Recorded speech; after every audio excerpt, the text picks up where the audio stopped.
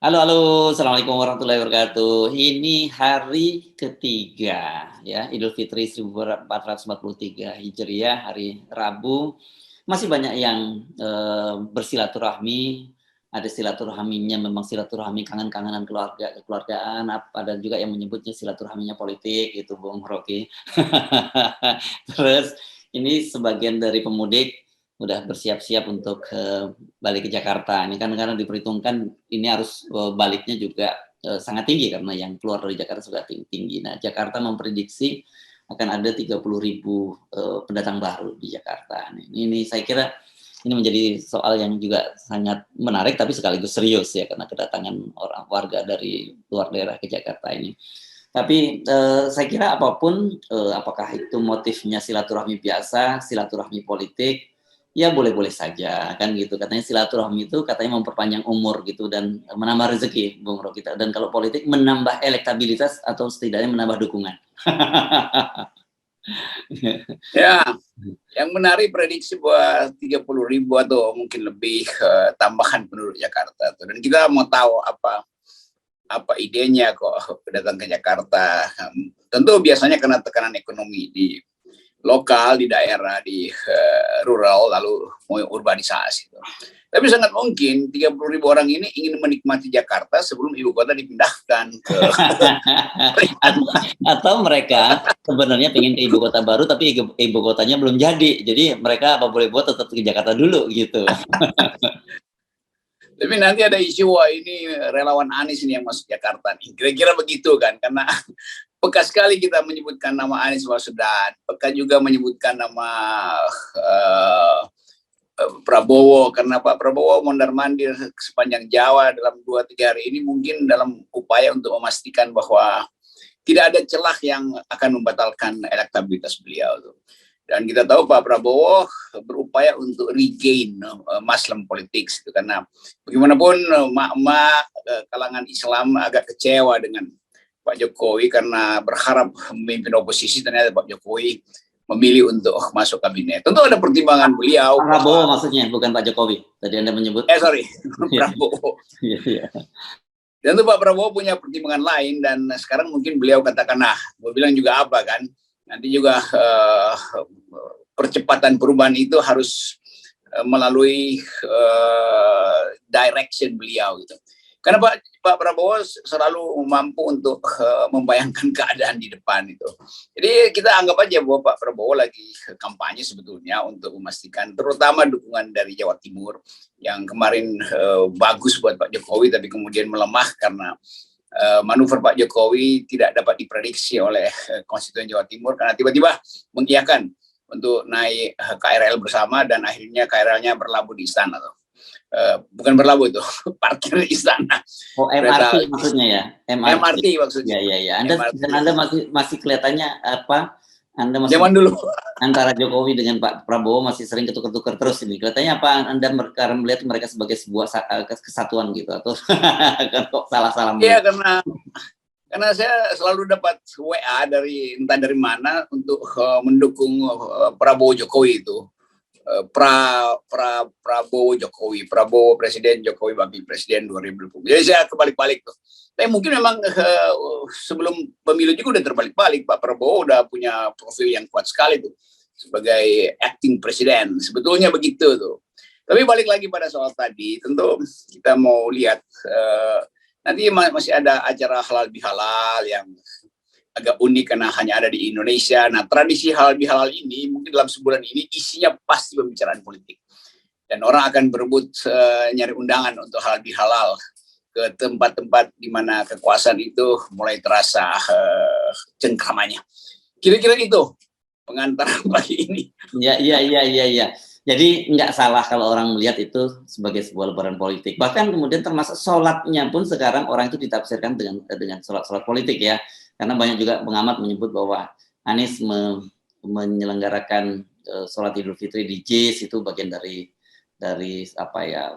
kampanye politik juga, pamer keberhasilan gitu. Tapi Pak Jokowi juga memilih sholat di Jogja itu juga bagian dari strategi politik, tapi ini lebih pada kosmologi Jawa. Dan yang menarik memang Pak Jokowi sekarang bertahan di Jogja, Bung Rocky, nggak balik ke ke Solo gitu. Jadi tetap bertahan di Jogja. Saya nggak tahu ini apakah ini ya kebetulan saja gitu strategi Pak Jokowi atau ya memang ada target-target tertentu dari Pak Jokowi.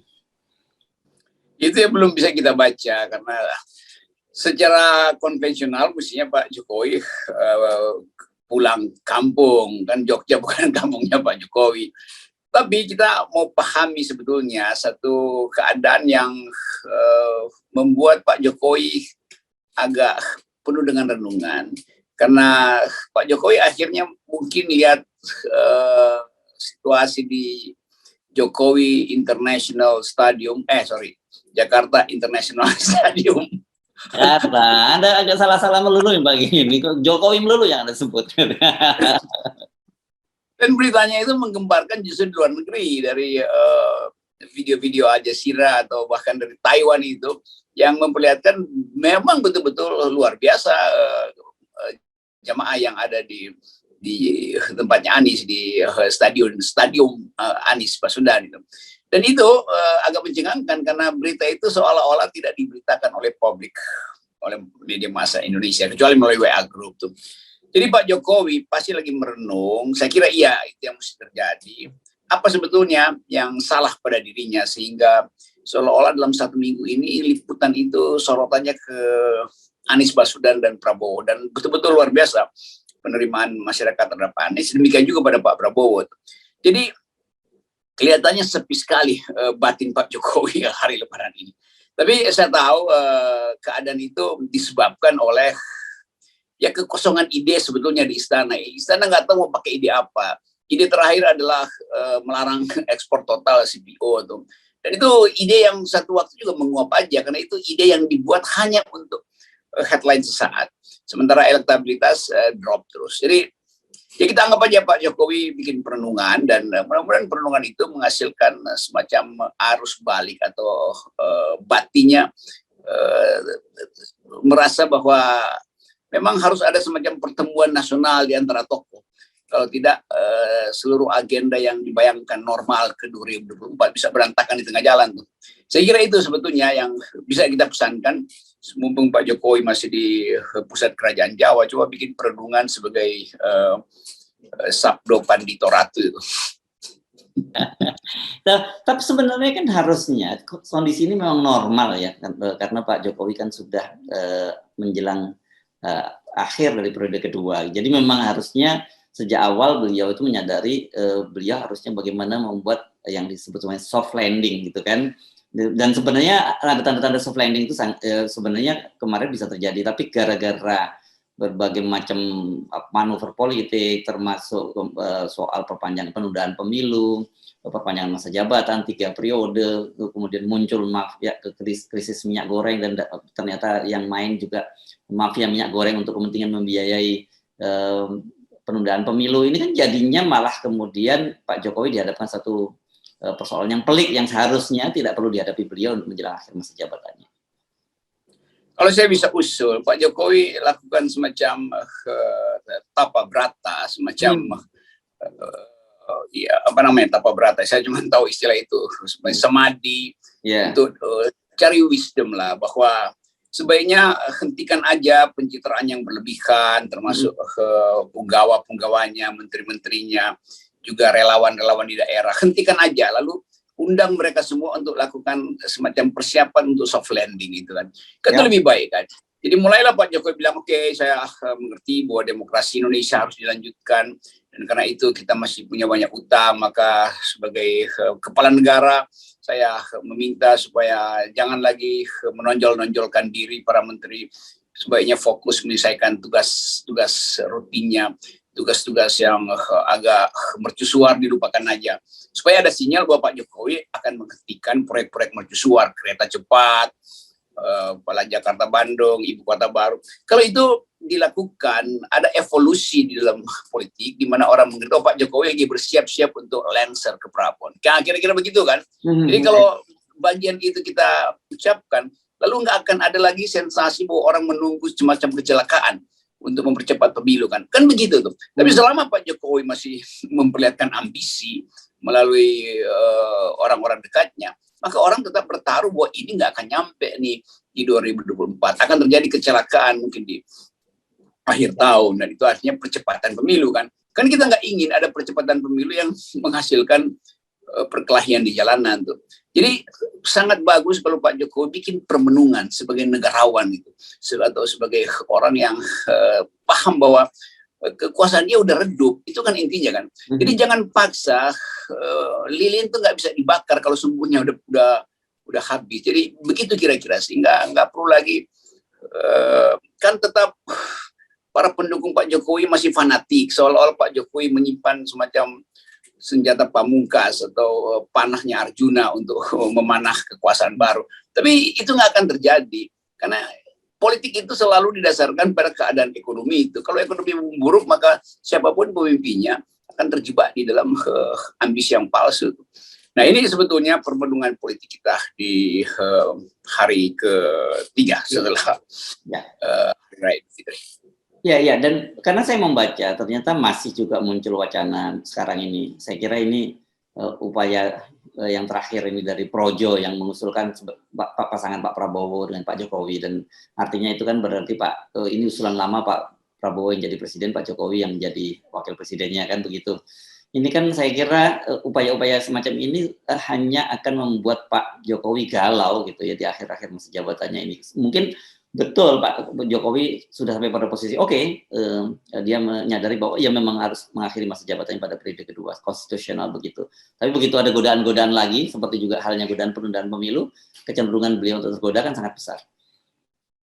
Ini juga nggak jelas ini usulan dari Projo atau dari manapun bahwa Prabowo dan Jokowi dipasangkan atau tukar tempat. Kalau tukar tempat, mestinya Pak Prabowo presiden, Pak Jokowi Menteri Pertahanan nanti, kan begitu kan?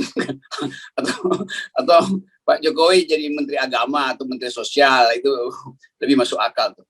Sebab kalau ditukar itu artinya lame duck-nya Pak Jokowi ini akan merembet ke Pak Prabowo. Nanti begitu pasangannya disurvei, lalu Pak Prabowo turun elektabilitasnya karena dipasangkan dengan Pak Jokowi. Kan begitu soalnya. Jadi biarkan Pak Prabowo itu mengalami semacam pembenahan arah politik, karena beliau seharusnya sudah bisa ditampilkan sebagai betul-betul alternatif terhadap Jokowi, bukan lagi pasangan tapi alternatif dari Jokowi, karena orang ingin melihat alternatif terhadap Jokowi, bukan Jokowi dipasangkan sebagai alternatif walaupun kedudukannya sekunder. Jadi psikologi publik ingin melihat Pak Jokowi jangan lagi ada di dalam radar elektabilitas, karena apapun itu orang akan anggap itu pasti permainan big data lagi nih, Prabowo Jokowi kan. Jadi saya kira itu, dan Pak Prabowo tentu tahu bahwa ini juga semacam upaya untuk membatalkan perjanjian beliau dengan Ibu Megawati, yaitu Prabowo Puan. Iya. Dan saya kira ini sudahlah Pak Jokowi, biarkan bunga-bunga bermekaran. Oh, bukan bunga-bunga bermekaran, biarkan capres-capres bermunculan. Gitu. Jadi Pak Jokowi jangan muncul lagi. Ini kan udah mulai rame, misalnya katanya pada bulan Juni nanti Nasdem akan menggelar konvensi dan akan menyodorkan nama-nama untuk jadi capres dari Nasdem, dan itu nanti akan dipilih oleh Pak Surya Paloh. 3 orang yang akan dipilih. Nama-nama yang disebut misalnya ada Anies Baswedan, ada Ganjar gitu. Terus kemudian juga nama Anies juga beredar di partai P3, sudah mulai muncul, ada usulan dari wilayah dari DPW Jakarta. Saya kira yang lain-lain juga muncul, kan kita tahu ada orang seperti Erick Thohir, ada orang seperti Sandiaga Uno, tapi saran saya sebenarnya yang di internal, yang sekarang di kabinet, supaya tidak ada konflik of interest, harusnya mundur ya. Kalau sudah mulai ngomong dia mau maju lebih, dia kan apa, mundur itu untungnya satu, dia tidak dicurigai memanfaatkan fasilitas negara, memunculkan benturan konflik of interest, dan yang berikutnya mereka bisa fokus gitu. Kalau sekarang masih berbagi-bagi, ini setengah-tengah kan juga repot. Ya, Nasdem juga mengalami kecemasan karena soal electoral threshold kan yang kita udah hitung. Yang udah rasa aman sama sekali ya tinggal Gerindra PDIP. Kalau itu Pak Prabowo dan Ibu Puan itu udah final kira-kira dari segi kalkulasi elektabilitas, sudah dapat pintu masuknya tuh, tiketnya udah ada. Gerindra plus PDIP itu pasti satu pasangan. Tinggal orang nyari pasangan tandingannya tuh. Lalu Nasdem berupaya untuk bikin semacam crypto convention itu, konvensi dari daerah terus bertahap dibawa ke pusat, lalu nanti Pak Surya Paloh yang putuskan. Tapi ada komplikasinya di situ. Kalau ditaruh misalnya 3 orang, ya pasti yang dimaksud adalah Anies, Ganjar, Erick Thohir. Ya udah itu aja sebetulnya, nggak usah disembunyikan lagi itu, karena publik tentu hanya itu yang mereka tahu. Karena di radar survei hanya itu yang ada. Lain halnya kalau radar survei itu dipindahkan sedikit untuk melihat potensi tokoh-tokoh daerah, itu kan itu nggak pernah disurvei kan, karena surveyor ini memang dirancang atau diarahkan oleh oligarki hanya untuk menyebut nama-nama yang memang udah dikenal publik. Nah di situ konyolnya tuh. Nah kalau daftar nama Nasdem itu ada, pasti ada tadi nama Erick Thohir, nama Ganjar, nama Anies. Dan daftar itu mungkin orang akan lihat bukan daftar yang harus dipilih, tapi daftar yang harus dicoret siapa itu dari 3 nama itu. Jadi soal-soal seperti ini yang kita masih ragukan, karena sistem peradaban politik kita kan seolah-olah diterangkan hanya melalui survei itu tuh. Tentu LSM punya cara berpikir lain, buruh juga punya cara berpikir lain, tuh. Mak-mak punya cara berpikir lain. Nah kita mesti lihat itu potensi munculnya nama-nama lain. Justru kalau terjadi kemacetan politik. Kalau nggak macet ya memang nama-nama itu aja. Tapi orang berpikir lebih baik ada kemacetan politik supaya ada perubahan di dalam sensor nama-nama besar itu, atau nama-nama yang seolah-olah besar itu kan. Ya, kalau Anies Baswedan ya jelas juga memerlukan tiket. Ganjar memerlukan tiket. Erick Thohir memerlukan tiket. Jadi kesulitan kita adalah karena dipasang threshold. Nah itu sebetulnya problemnya. Karena itu kita FNN dan masyarakat oposisi menghendaki thresholdnya 0. Kalau dibikin 0 sebulan depan kan lebih enak orang untuk berkalkulasi. Kalau enggak nanti dianggap ya siapapun yang disodorkan Nasdem itu adalah kucing dalam karung, dan karungnya ada bolong. Nah kita bisa lihat kucingnya di dalamnya. Ya. Saya kira sejak awal satu kita mendorong adanya presidensial threshold yang 0% itu, sehingga publik dihadapkan banyak pilihan-pilihan. Yang kedua yang seperti kita selalu bahas, jangan memilih seorang presiden itu berdasarkan popularitas dan elektabilitas yang dibangun oleh lembaga survei, tapi lebih pada kualitas perorangan, dan untuk itu perlu ada semacam sistem yang menguji orang, kemudian juga melihat rekam jejak seseorang gitu. Karena saya kira kita tidak boleh lagi terjebak pada seperti pada Pilpres 2014, 2019 ya, Bung Rocky ya, kita dihadapkan pada pilihan yang ya kita akhirnya terpaksa memilih bukan lagi antara yang terbaik yang terburuk, tapi karena nggak suka yang sama satunya terpaksa milih yang satunya kan gitu.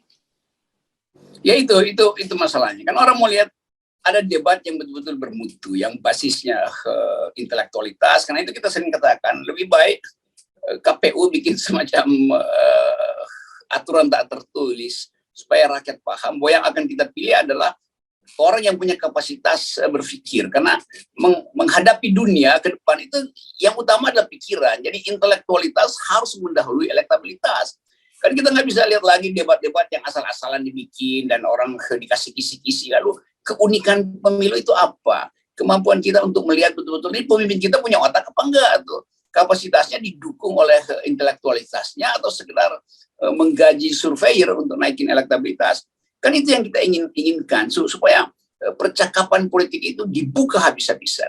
Bahkan masuk sampai koridor kampus, orang bicara ide politik, bukan sekedar nama orang yang ya bisa disulap melalui elektabilitas, dimainkan margin of error-nya, dan nantinya kalau jadi presiden betul-betul error aja jadinya kan.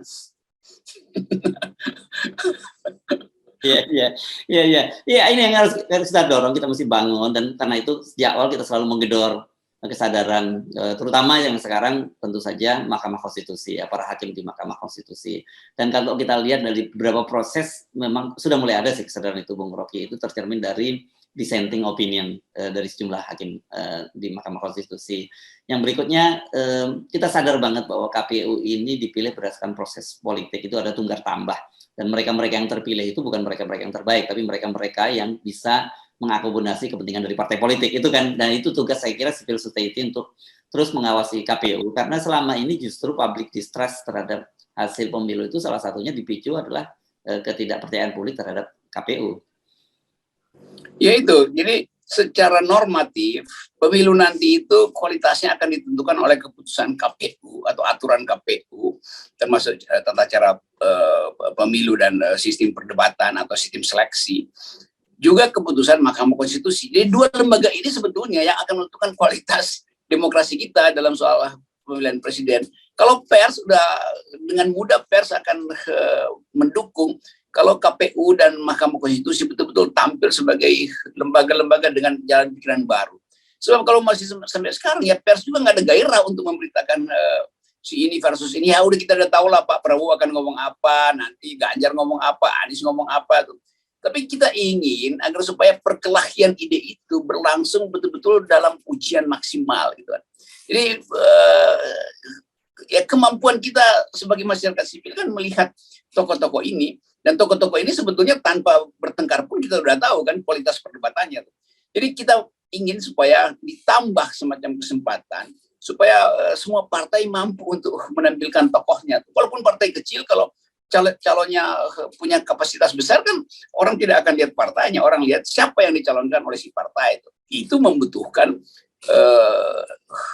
nolnya atau thresholdnya harus dibuat tidak ada tuh.